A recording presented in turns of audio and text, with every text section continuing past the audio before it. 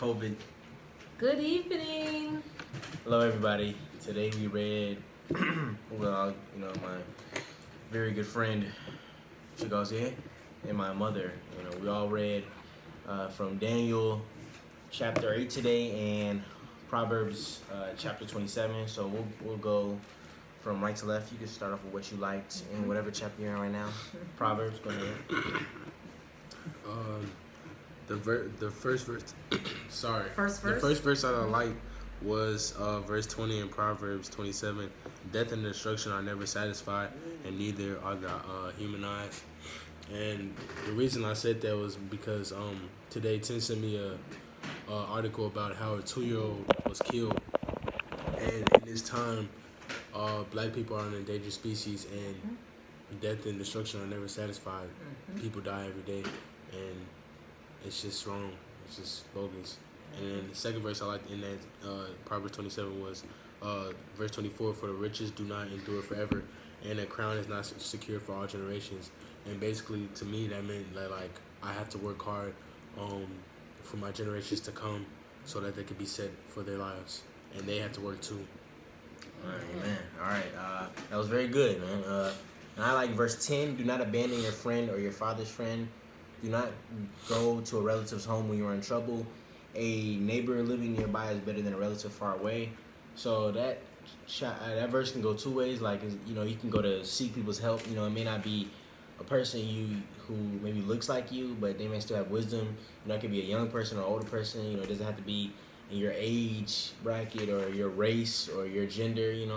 Anybody can help you. And I also like that verse because it can be translated to, like, we might be focusing a little bit too much on, well, I'm saying it specifically at Chicago, like, we focusing too much on stuff that's going on outside of Chicago, like murders from police, 1 or 2, and then, like, 1 or 2 in 2 weeks, but then stuff that happens in our own city, like 100 people got killed last weekend.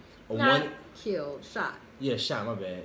Shot, regardless. A 1-year-old was killed today, and his mother was shot in the head. Right. And I feel like we're worried so much about the other stuff. We need to focus on what's going on in our vicinity. Maybe work on ourselves, and then branch out. You know what I'm saying? That's excellent. And when we're talking about all this crime in Proverbs 27:1 and in Daniel, Timotheus, why are you blocking that phone? The first verse of Proverbs 27 talks about do not boast about tomorrow because we don't know what will happen next minute. And then it says let someone else praise you and you should get recommendations from others. But in Daniel, the 8th chapter, it talks about visions. Yeah, Daniel had a vision about a goat and a ram and horns and fighting, and it turned out to be about the last days. But God promises to give young men such as yourselves vision. It says in the last day that he will pour out his spirit upon all flesh. Sons and daughters shall prophesy, old men shall dream dreams, and young men shall see visions. I believe what's happening in our community is a lack of vision, right? The Lord said in Habakkuk, write the vision, make it plain on tablets.